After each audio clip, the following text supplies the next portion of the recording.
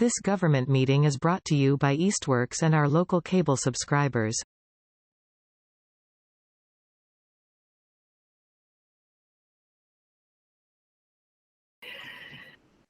So, hello and welcome to the EDIC meeting for December 19th, 2023.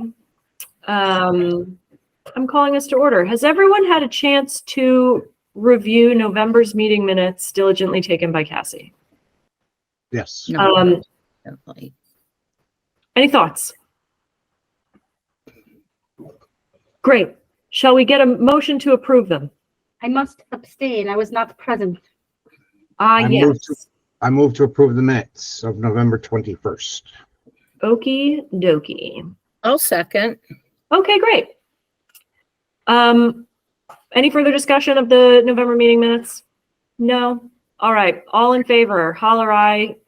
Aye. Yay. Okay, great. Thank you. It doesn't look like we have any members of the public currently here. So we're going to forego that opportunity to hear from the public.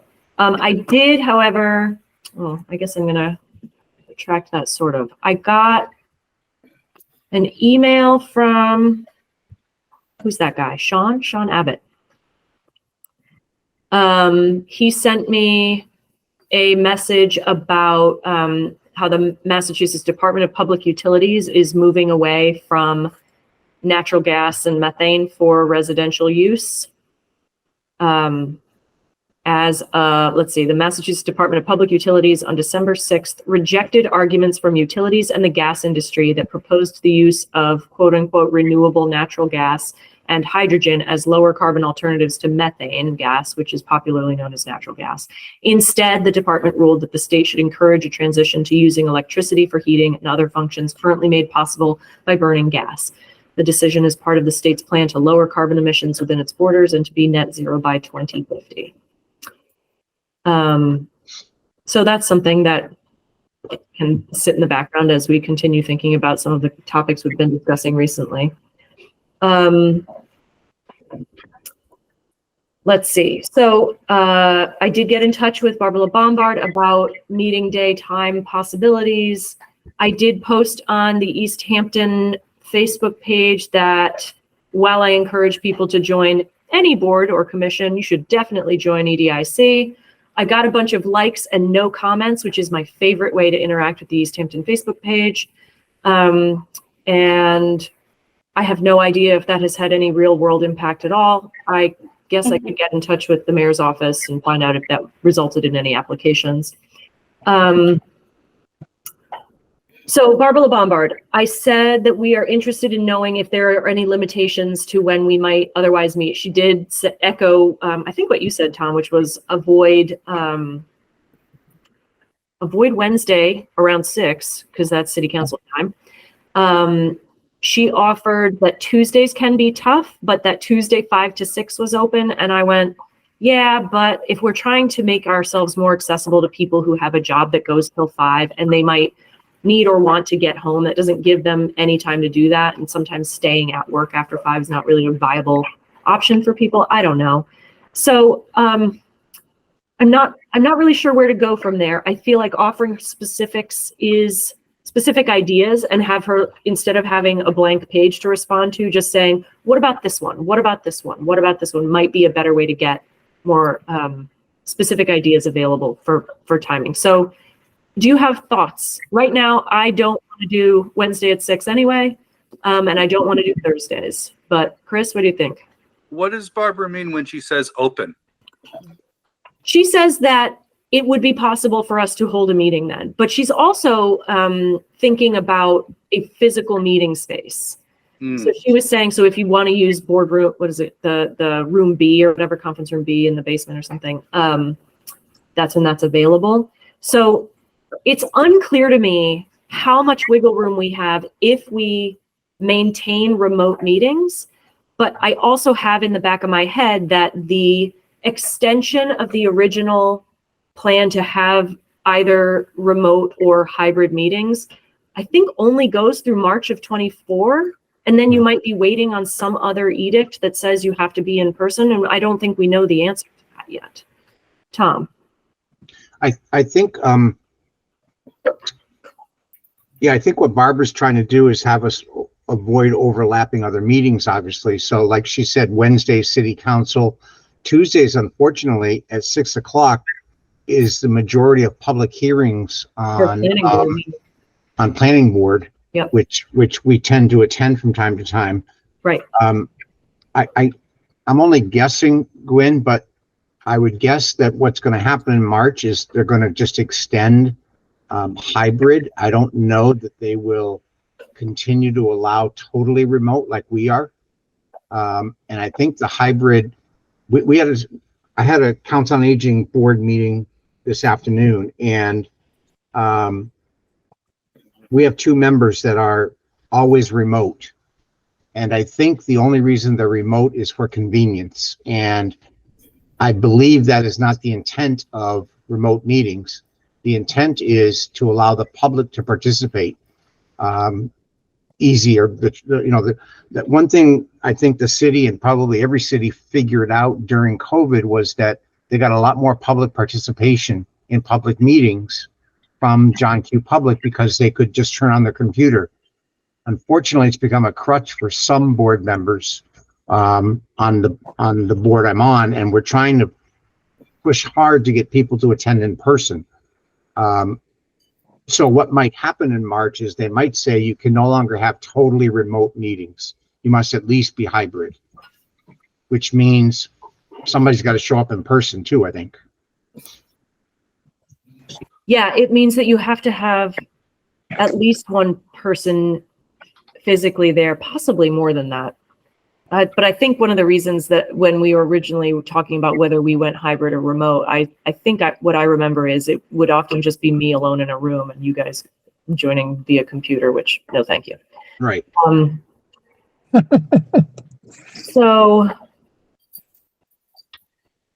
for some reason, I don't know why I recall, I thought it was kind of interesting when I read it the first time around when they renewed the public meeting remote availability thing, and the governor re-signed that. And for some reason, I thought it was until 2025. And I thought, wow, that's a long time. You could be right. I feel like I have March in my head, but maybe it is 25. Well, and I'm trying to find it in my email because I remember getting that announcement, but I can't remember. Oh well. It doesn't. So I don't know, y'all. I feel kind of hamstrung by this because you just sort of have to pick a day and time and just assume that people will generally I don't know. I'm trying to be very specific and be like, well, what about Mondays? I don't know. There are lots of reasons why other different people would not be available on Mondays. I don't know. Well, no good time. Chris, I would think too that remaining remote would give more people more access rather than trying to rush home. I don't know. It's kind of crazy. It's true. Chris? So the last thing that I had heard from a different committee was that the plan, I don't know the date, but the plan is going to be that a quorum of a committee has to be in person. So the quorum has to be in person and the chair has to be in person. And then any other members can be remote if you're going to do a hybrid meeting, and that there would be no option for a fully remote meeting. Yeah. Only hybrid and in person, but that's, I guess, subject to change. That's the plan that's on the table, I think. Okay, that's helpful. Thank you. David? I'm going to ask for the first Monday from 6 o'clock to 7 o'clock. Look at you having a very specific request. Because that way I can double up my arts council meeting from 5 to 6 and just stay there and go back to back. Okay, the only regular totally meeting on the first Monday is City Council Appointments Committee. So if that's all we're contending with, there should be another space in the building where we could meet, right? Because they're in the second floor small meeting. No, so, well, first Monday would also be Arts Council or ECA, but we've been meeting in the basement anyway. Right, but you're at 5. I'm looking at the ones that are at 6. Oh, yes. Yep. So Conservation Commission is the second Monday. Yeah. Okay. What do people think? Would the existing people on the committee be able to come to a Monday at 6 o'clock? Yes. I prefer to keep it on Tuesday, but if that's the majority, then, that's the way it goes. So Mo, I don't remember when I brought this up first. We keep running into people who are like, I'd love to participate, but that's during my workday and I just can't. Right. And I'm especially thoughtful about once we get into January of 24, we have the bare minimum number of people to have a meeting at all. So no one can ever be absent. Tom. Right. So Gwen, I'd love to put those folks who said they can't make it at 4 o'clock on a Tuesday under a hot lamp, because is that real or is that a reason for not joining the committee? We've been in existence for more years than I can count on hands and toes, and not that far back, we had 8 of 9 members. If you add in Josh and you add in Paul St. Pierre, we had 8 members of a 9-member committee. Yep. Part of the reason that it was established at 4 o'clock on in the beginning was that the majority of members were business people who the last thing they wanted was another evening meeting. Yep. And so we actually attracted business people who were, and I say business people, it could be a store owner who could, sneak out an hour early on a Tuesday afternoon when it might have been slow or what have you. But the majority of the committee was folks who did not want another evening meeting and were elated. We just added 2 people to the Council on Aging Board who were elated to the fact that it was a noontime meeting on a Tuesday, because they don't have to stay out another night or get home late another night or what have you. Yeah. So there may be just as many people who don't want an evening meeting as those who say they can't attend a 4 o'clock meeting. And the fact that it hasn't been that long since we had 8 of 9 members here, when Josh and Paul were here, who obviously could make that time frame for an extended period of time. That's my essay for today. It's true. I have thought about, while not feeling terribly excited about, I have thought about walking door to door of businesses on Cottage Street, or going out to some of the businesses that are further out that sit on Route, whatever the heck that is, 10. And just seeing who do you have here who would like to be more involved, who might represent some of their own / this business's interests on this committee. I don't know. I'm not necessarily saying that I want it to become all local business folks, because I certainly don't think of myself that way, but yeah, I don't know. Cassie. Just as a point of reference, the town of Westhampton is just starting to do recording their meetings, and they're requiring that if you want to speak as a member of the public, you have to show up at the meeting. Otherwise, you can watch all you want. It's a very bizarre construct, I think. Interesting. Okay, good to know. Chris. I hate to go against Tom, but when I get back into the committee game, I will never do another committee that's during business hours. It's a pain in the neck. I've kept doing this one because I committed to it, but I wouldn't do it again. It's every time I look at that 4 o'clock slot in the middle of my day, it grinds my gears. Chris, that should be the end of your day, not the beginning of middle. Yeah, I got that. Yeah. No, I understand. I totally understand. It's never going to be the right time for everybody. That's right. And it might, your point about how many people want an evening meeting versus how many people want a daytime meeting might be perfectly valid. And I have no idea. That's just my anecdotal evidence. Yeah, no, I hear you.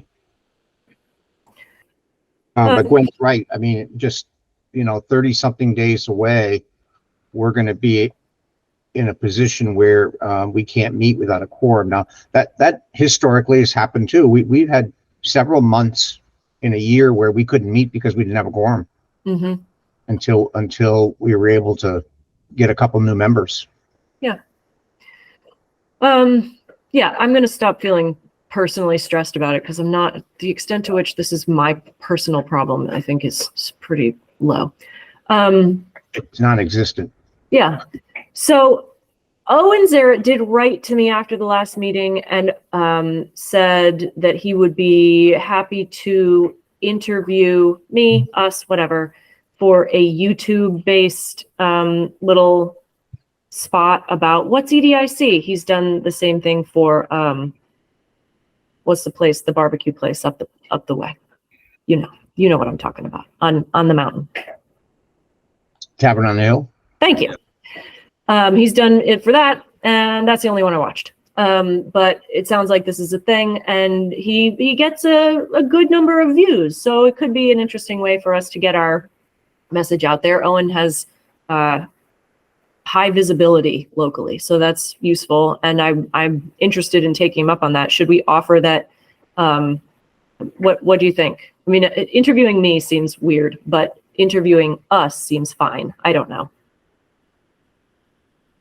I think interviewing you is fine. I think you're very well spoken and know everything there needs to be said about EDIC. Oh, okay. Agreed. All in favor. Yeah. All right, Chris. I mean, it doesn't. I mean, I'm talking an awful lot for a guy who's this is his last meeting, but I think that interviewing you guys as a group would probably be more interesting to watch. Not that you're not interesting, Gwen, but more people, more interest. I like that idea. Could other people live with that, with a group thing? Yeah. Sure. Okay. All right. Mo, you're silenced, Mo. So sorry about that. So, but does that end up being a meeting? I think he could come to a meeting and we could just have something to say for like 5 minutes, and we would probably prep some questions beforehand, and I'll send them to you and call it good. Yeah, I would not let that be a separate thing. And also we're going and having tea after. No, unless you want that, in which case we can build our relationships more strongly that way. Okay, I think we're done on that topic. Are we done? Should I go talk to people who are in local businesses? Should I just go have chats with them? What should we do? Is this more of a passive thing? We just wait for them to come to us? Yeah, I mean, we're not unique. If you look at a list of committees in Easthampton that are looking for members, it's like every committee in town, unfortunately, is looking for members. So we're not unique in that regard. Yeah. The only reason it's hitting a spotlight is because we're at the minimum level we have to run a meeting. So I don't think we have to go begging people to join. I think we have to, if there's some PSA opportunities out there like Owens or others in the city, but there's just a lack of enthusiasm of people joining boards right now. I could go ask Dave at the feed store. I'd be comfortable doing that.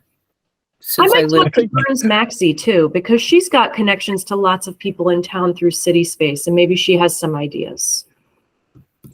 I think it has to be a city thing. I think it has to be impressed upon the mayor and the city councilors that it's across the board. I mean, Easthampton Cultural Council almost disbanded because they only had one member. And then basically, one member. So, and the only reason why they did not disband was because 3 members of the Easthampton City Arts Board also joined the Cultural Council. So, it's across the board. It's the volunteer boards are significantly lacking in participation. Yeah. But that's not your job to fill them. No. But also, I joined to do something similar to all of us, and hard to do anything when you can't even talk.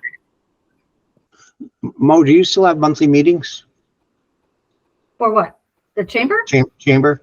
I have monthly board meetings. I have monthly executive committee meetings. We have, are you talking about, what do you, A monthly board meeting. So how many people are there? we currently have 14 members on our board, starting in January. And they're representative of businesses all across the community? Could you sort of do a public service announcement there? Sure. To see if not necessarily they themselves, but might have someone in their shops that might be interested in joining? Sure. Yep. And see what you get for feedback on the current time slot versus some other time slot that they might like better.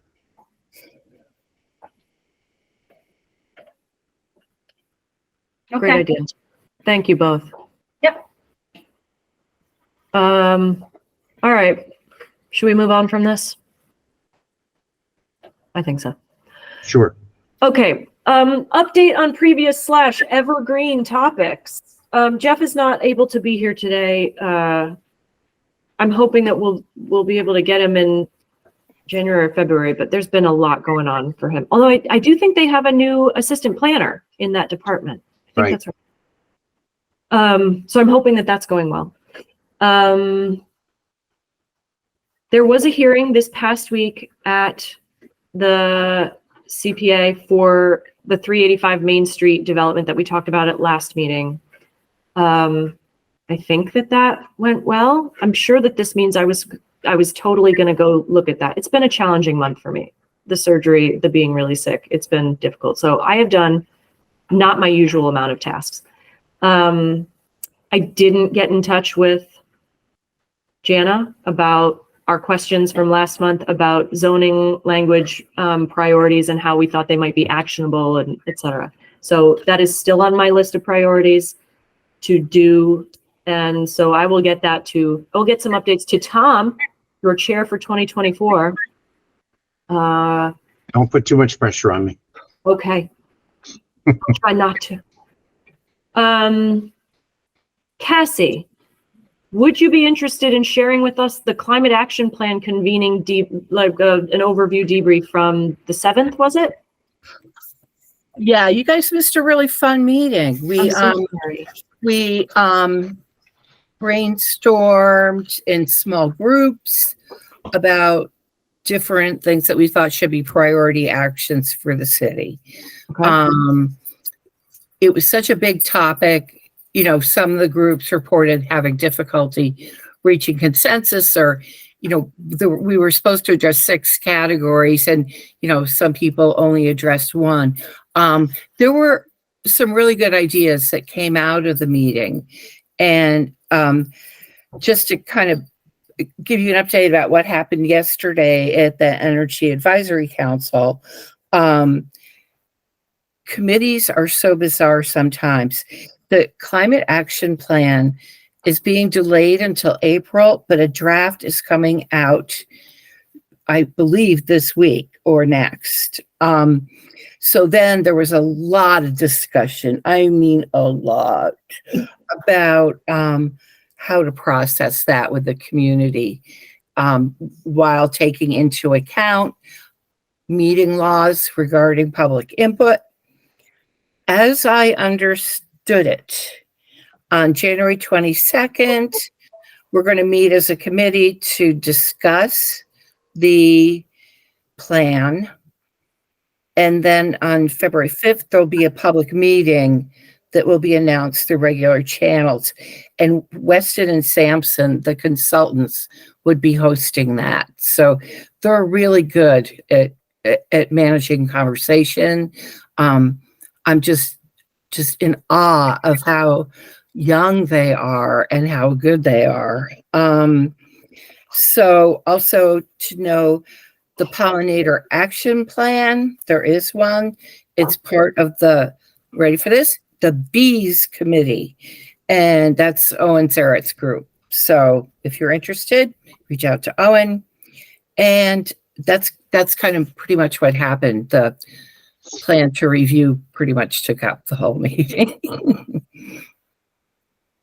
Okay.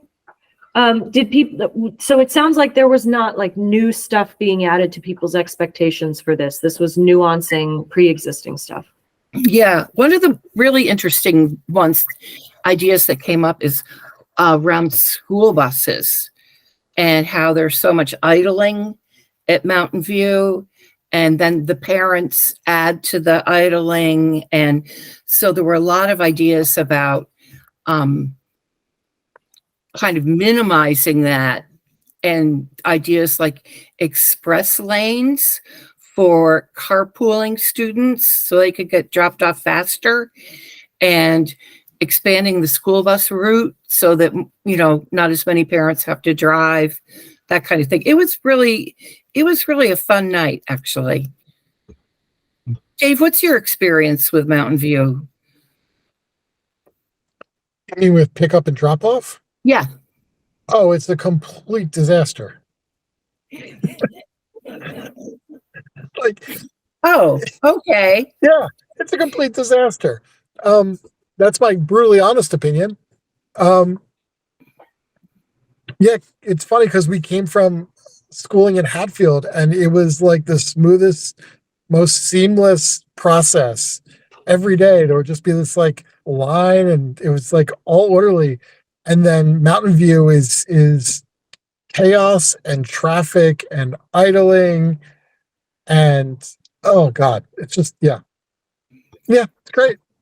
Good. Do it every day, twice a day. It's awesome. Hey, that sounds like fun. I remember those days. It's beautiful. Well, then it sounds like we picked a good topic. So yeah, well, it's a matter of organization, and that there's nobody organizing anything there as opposed to anything else. Like, I don't think, yeah, I'll just leave it at that. Okay. All right. So, does this tie in? Chris. Dave, do you think that that's a problem that can be fixed with organizational ability, or is it an infrastructure problem? Like room and space and all that? I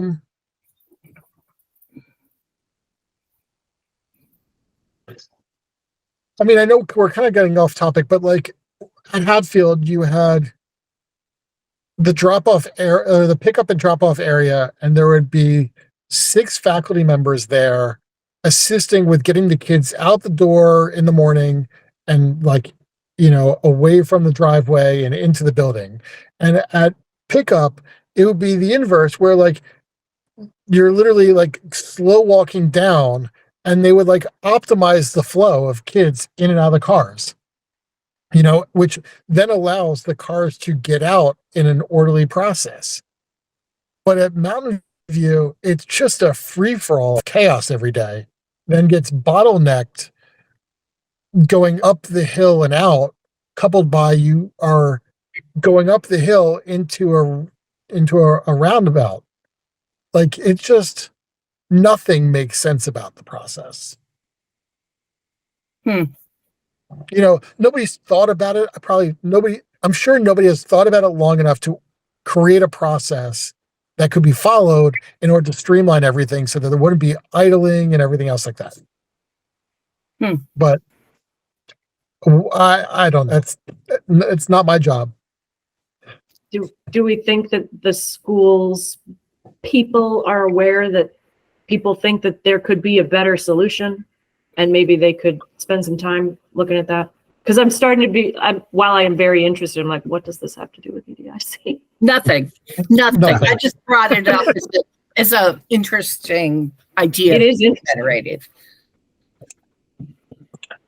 I think on the hierarchy of their problems at the school, the daily drop off and pickup is probably like way down the list.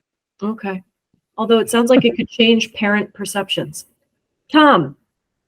Gwen, one thing I wanted to throw out there when we're talking about climate and what have you is I did have an opportunity to take a tour of the new apartment building on Cottage Street, and apartments are great. Cool. You would all love to have a 3rd floor apartment with the views of the mountain and the views of going off towards Pomeroy Mountain in Southampton. Every apartment, you may or may not be aware of this, every apartment is heated and or cooled with mini splits. Yeah. So there are either two or three mini splits in every apartment. I did have an opportunity to talk to Jeff at that event, and just when he thought it was safe to go out again, because Jeff has always said that the Northampton Street project was probably be the biggest thing that the planning board, or most controversial thing the planning board would have to deal with in their lifetime. They had their first, I believe, public hearing for the condo development on Loudville Road. Yeah. 40 people showed up, Yeah. which is probably 10 times more than Jeff expected. Yep. That group has come together and hired an attorney and are actively fighting and opposed to that development. Who are they? Are they people? Are they neighbors? All neighbors. Yeah. All neighbors. No one wants anything in their backyard. And I basically just told Jeff that, that's not one I personally am looking to show up and be an advocate for, like Gwen and I and Jana and who am I forgetting? Jackie showed up at, many meetings for the Northampton Street project. It just seemed like, a housing development going into a residential unit to me is, I'm not even sure that's a fight for EDIC, even though we're big proponents of housing.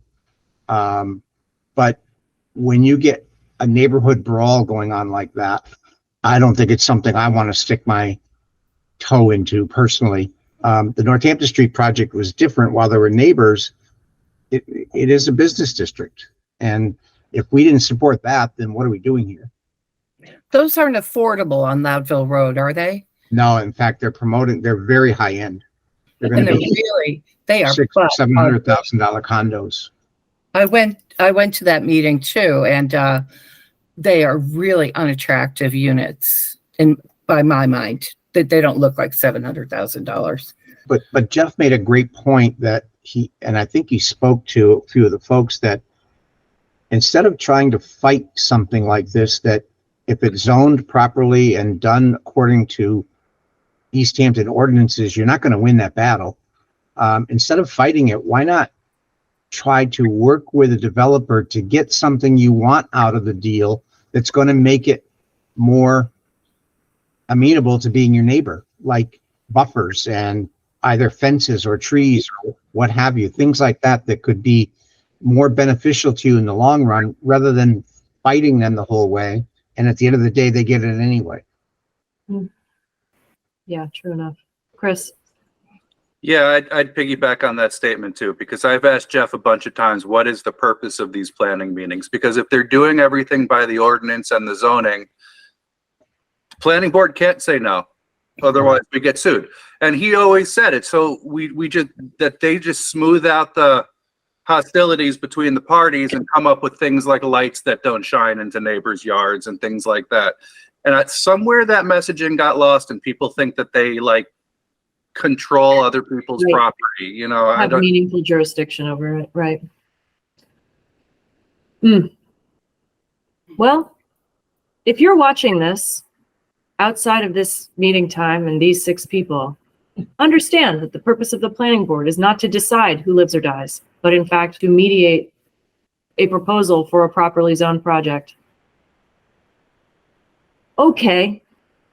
Do we have more to say about the climate action stuff other than this next bit where it's an attempt to follow up on last month's conversation about possible solar policy moves away from fossil fuels? I mean, it's kind of connected. Okay. I don't have the information. I'm sorry. So you do. Hit me. I'm sorry. I should have mentioned this, that after they decide the climate action plan, there'll be an implementation plan, tasks on which may be delegated to, for example, the EDIC. Cool. Like what? What on earth could we implement? I'm trying to think of some of the ideas. Probably a letter of support. We're really good at those. There hasn't been a lot of business participation to date. Okay. You know, I am encountering, and maybe this is a long-standing thing, but because we are not mostly made up of local business people, maybe not solely because of that, I think a lot of people are like, well, EDIC, it has economic development in the title. They must know everybody and have a list. And so they'll help us talk to all of the business people. And we've multiple times since, in particular, since the pandemic started, been like, we don't have people's contact info. And we've been talking with you, Mo, about like, how do we get in touch with people and how does the city do that? And like, we don't have the set of resources that it's a nightmare. And it really does probably involve someone, more than, not just a random somebody, but like a consultant to go around, canvassing, getting addresses. I think that's unfortunately what it is. Mm-hmm. And who has that? No one who has those dollars to hire a consultant. And I know that, I think that's, I can't imagine it any other way. I mean, I have access to only so much. The city that has it, and we've not, for my 9 years that I've been here, it's just been this monumental challenge that every time I turn around and Jeff, it's like, we don't have that list. Right. Yeah. And I don't have the chamber doesn't have the resources to take that on either. Right. Are the business licenses or registrations that we do with BARB public record? So those business licenses, you're not required to register those certificates. Is that what you're talking about? Because I don't think we have business licenses. Yeah, certificates. The $40, whatever it is. Yeah. You only need to do that if you're a DBA. Yeah. Which is, again. What's a DBA? So say, for instance, you have a business, right? And it's but you want to call it something else, or you're an umbrella person. You've got a couple little things underneath you, and you can say this is the mothership, and then we DBA do business as these other things also. Oh, got it. Okay. And the point is so that people know who you are, regardless. Okay. You can't hide, Oh no, I was going to do a little clarification. A DBA is when you either don't have a separate tax ID for your business, or you want an additional name for your business beyond the name that you've registered for your business. That's what I was trying to say. Okay, but it has to do with tax purposes. Okay. Two things. It has to do with tax purposes, whether or not you are using your tax ID, but it's also a local. I'm going to say a statute, but not. But it's for local reference, so that they know that you're doing business within the city grounds as this identity, as this entity. So, like, my business is Confluent Forms LLC, but if I'm doing business under an additional name, I have to file with the city a DBA for that additional name. Or if, let's say, Gwyn, you go into business for yourself, but you don't want to file as a federal tax ID separate than that, you could be, Gwyn, the magical consultant, as a DBA that you file with the city of Easthampton. Okay. Well, I've just learned a lot of stuff that I will probably forget by tomorrow, but I understood it while I was here, and that's really good. Thank you for that. It does, it definitely, just having that concept clarifies what I can imagine the scope of the challenge of having contact information is in our city. If that is the mission that we could get into, yeah, that's hard. So that rings really true for me. Thank you both, Mo and Dave, for that. So I don't have new thoughts to share, new information to share related to last month's conversation with Owen about solar policy moves away from fossil fuels in general. Owen did send me a message, and I even know where it is. that says, I feel strongly that the city should move forward with the revisions of our solar ordinance. As stated, we created a great document a few years back.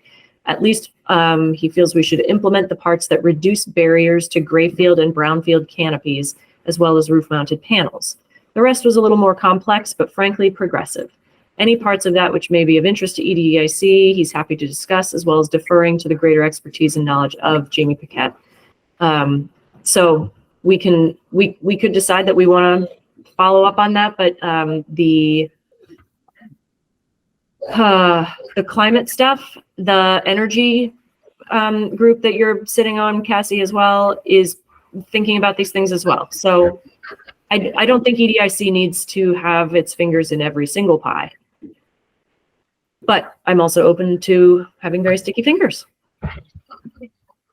Any thoughts about whether we should pursue that kind of express like support for working with OWN or with whatever other group related to reducing barriers to, what did you say, roof-mounted panels, things that can cover gray fields, brown fields? What do you think? Date. I think if they've already started this, and I mean, Owen and I have had conversations about how they did this huge long document and nobody's heard a word of it because it got tabled. I'll reach out to Owen, and perhaps that's something that we don't take on ourselves, but work in tandem with the other groups. I think that makes more sense rather than reinventing the wheel when they're already, halfway down the road. Totally agree with that. Yeah. I don't think that we're at a point where that's the thing that we want to put a ton of our own express intent into and be the sole resource for council on that, for example. So does anyone else have anything you want to add to this conversation? I'm not sure where to go next with it, which is how I felt for I think a few conversations now. I'm just not sure what our next obvious move is because it's not obvious. Does anyone? Obvious move with what, Gwen? Like, where do we want to focus our attentions? What kinds of actions would we like to focus on? I mean, it has been perfectly fine in the past that when we've had more, I guess I'd say intimate contact with the planning department, because we get a sense of what's coming up in a different way than we have been able to for the fall, because we haven't had Jeff available. So in the past, it's been more like, okay, we've got these projects. You can start preparing letters of support, plan to show up to these things. Let's ask some questions about some of these things. But we're in a lull where we're still stewing on what is a thing that might be beyond our more historical be supportive, and is more like, let's write a thing that fixes something in the city, or do a thing that fixes it, So I think we're still stewing on that, but I'm not sure where to go from our conversations about natural gas, conversations about solar, clean energy. We started getting into the idea of tax incentives for XYZ, and also there's some stuff to do about that. Cassie first, then Mo. I think relative to all the climate work, I would recommend that we wait until the implementation plan comes out, and then we'd be able to see where we could plug ourselves in. Okay. Mo, what do you got? I'm going to piggyback on what Cassie just said. Sometimes it's not a bad thing to pause. Yeah.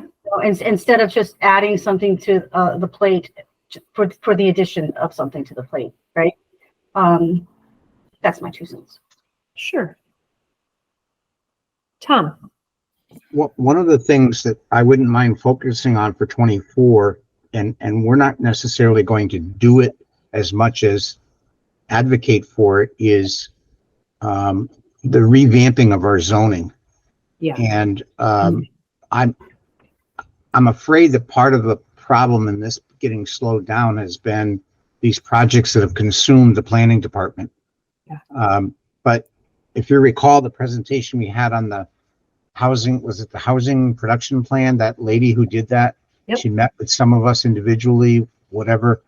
And she had one line in there about it. She said zoning, wow, 100 and something pages. wow, how does anybody do anything in this town with 100 and something pages in your zoning bylaws? Mhm. And she referenced how some communities might have 25 or 30 pages in their zoning bylaws. Easthampton's got, you know, times 10 that amount.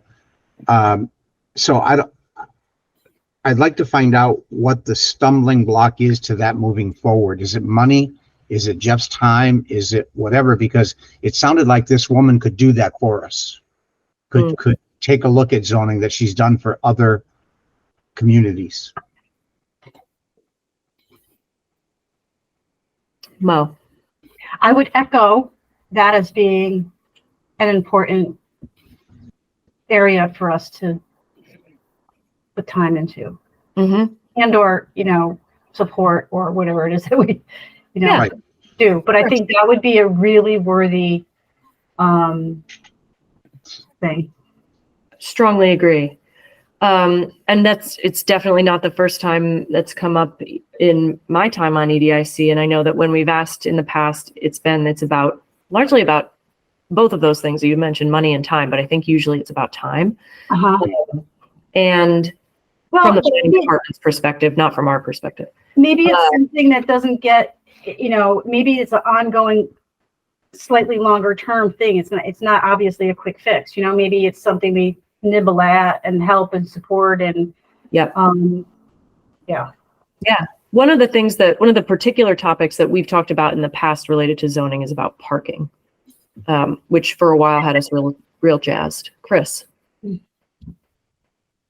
There were two committees that did something similar in the past couple of years. One was the Charter Review Committee, and then the other one was a Bias in the Ordinances Committee. I don't know what they were called, but they both met for like maybe a year, 18 months, something like that. And then they went through the whole charter and hashed it all out and saw what was irrelevant, what needed to be changed. And then they did the same thing with the Bias.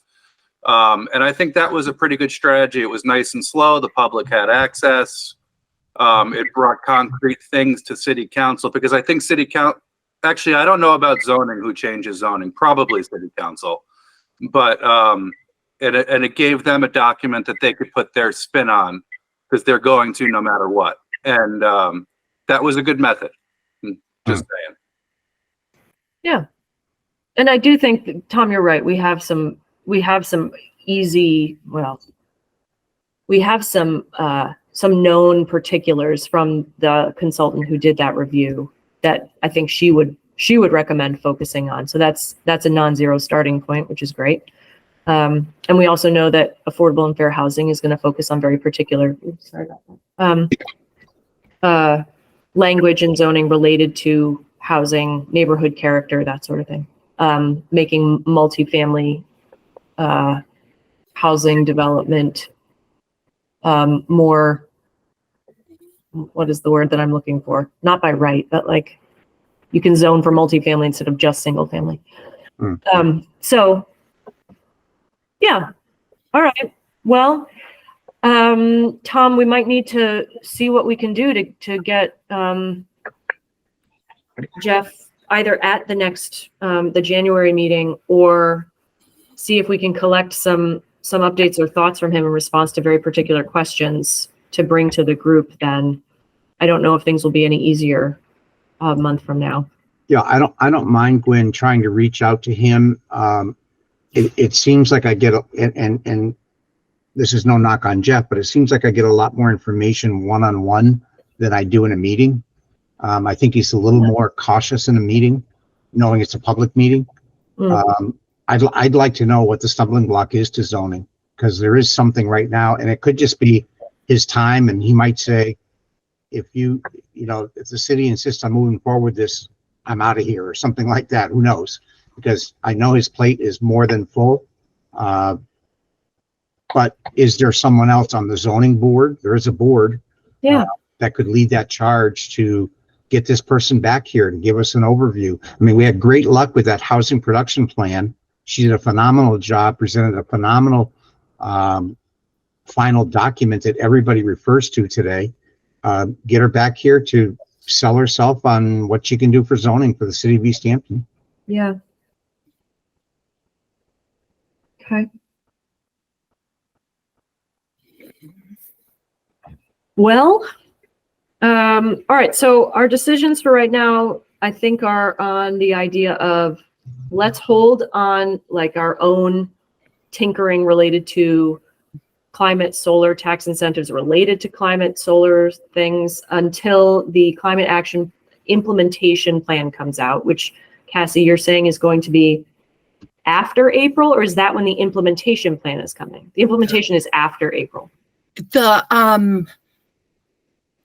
The final draft of the plan will come out in April, but there's going to be a draft circulated sooner, much sooner than that. So Okay. we'd be able to work from that. Oh, got it. Okay.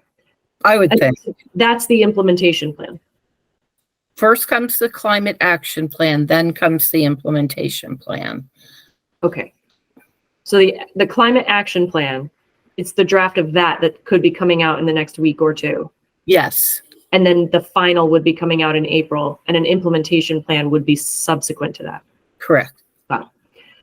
And we'd like to focus on zoning at minimum advocacy, zoning change advocacy, zoning streamlining advocacy.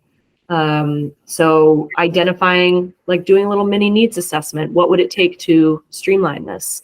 Doing a little fact finding. I mean, it could be interesting to talk with a member of the zoning board anyway, and just say, what is your perception of the challenge here? And talk with Jeff about that. So are there other topics related to those things that we should bring up before we close this meeting? Okay, cool beans. Well, Chris, it's been a real treat to have your brain and your enthusiasm join us lo these many years. It's been great working with you guys. I'll be around. All right. Good to know. We hope to see your face and hear your voice in other people's meetings. Second. All right. Would we like to close? Indeed. Okay. Have I got a motion? I'd like the motion to close the meeting. Yeah. Did I hear a second? Second. Okay. Any further discussion of this fabulous meeting? Can I share something? Yeah, of course. So the chamber, I don't know how many of you actually received the chamber's newsletter and or have liked our Facebook page, but the chamber, through an ARPA grant from the city in Mary LaChapelle, have launched Co-Starters, which is a 10-week entrepreneurial training program. And that has launched. We are looking for applicants to review. And we're hoping to have our first, we will be having our first cohort March, I think it's 5th. So the next time you see that come across your Facebook feed, please share that. And if you know of anyone who might be a good candidate for some entrepreneurial training through a international licensed curriculum, I'd like to talk to them. Excellent. What's the name of the program for the minutes? It's Co-Starters, co.starters. Got it. So they Thanks. call their entrepreneurs starters. They're starting things. It's a great program. I read through the whole description and was real excited about it. It's really cool. Congratulations, Mo. Thank you. I'm excited for all of us. I hope it goes like gangbusters. Hooray, hooray. We do. All right. All in favor of closing out this meeting, and we'll see you in 2024 with Tom Brown at the helm. And Gwen not far behind, I hope. Okay, this meeting is closed. Have a wonderful rest of your 2023. Bye. This government meeting is brought to you by Eastworks and our local cable subscribers.